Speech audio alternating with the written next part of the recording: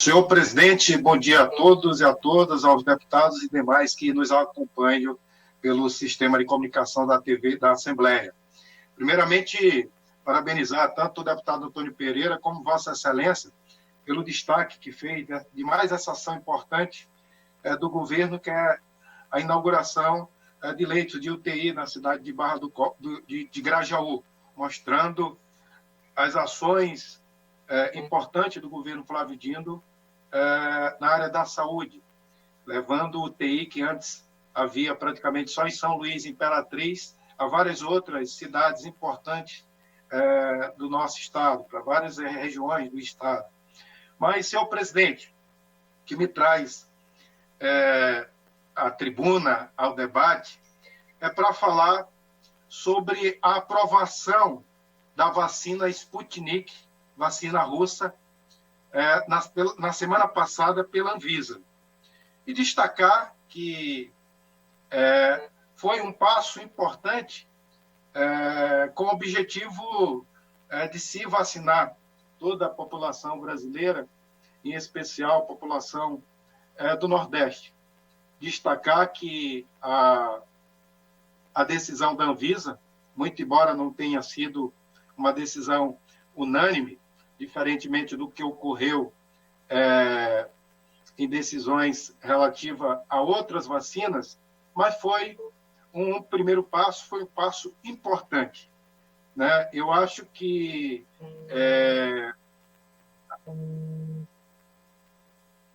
a decisão ela demonstra que a vacina tem que ser uma das metas prioritárias dos nossos governantes.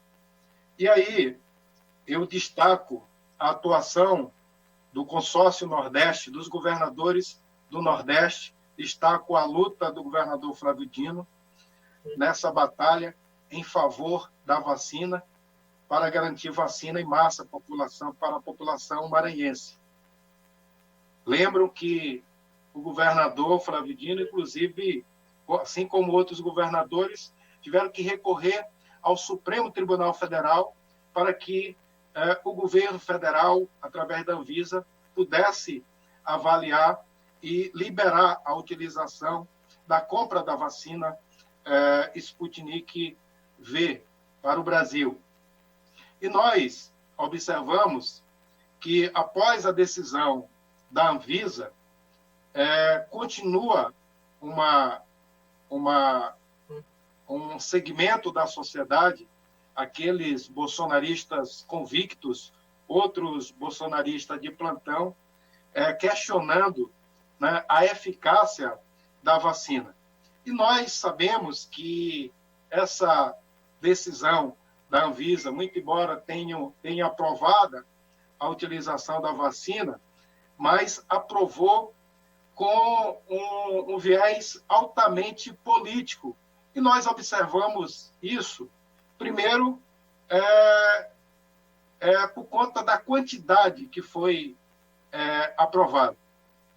Aprovou para cada estado do Nordeste apenas 1% da quantidade que está sendo contratada da vacina.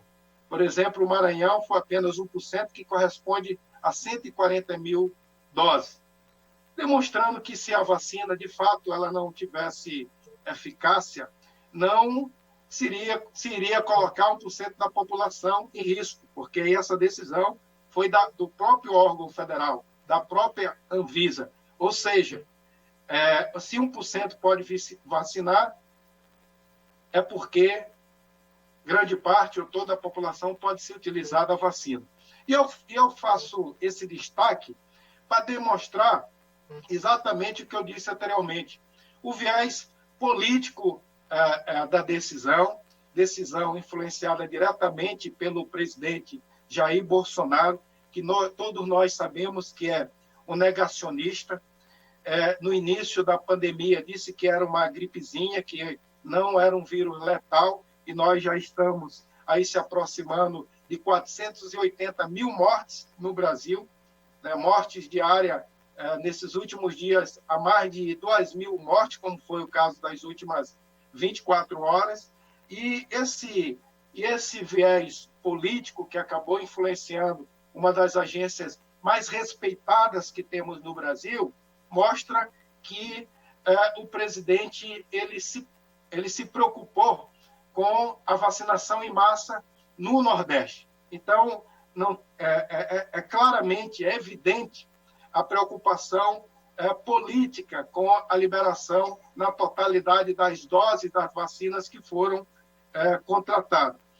Se não, vejamos, o presidente, que é negacionista, disse que era uma gripezinha, disse que a cloroquina que resolvia, e está demonstrado que a cloroquina não tem eficácia, se negou a contratar, desde o ano passado, 50 milhões de doses da Pfizer, por isso nós não fomos um dos primeiros países do mundo a iniciar a vacinação, se colocou contra a Coronavac, e a Coronavac que está vacinando a grande maioria da população brasileira. E agora, por último, tem se colocado claramente, por questões políticas, contra a Sputnik. E eu digo que é uma questão política porque aprova 1%, mas não aprova 37 milhões de doses contratadas pelo consórcio Nordeste. Significa o quê?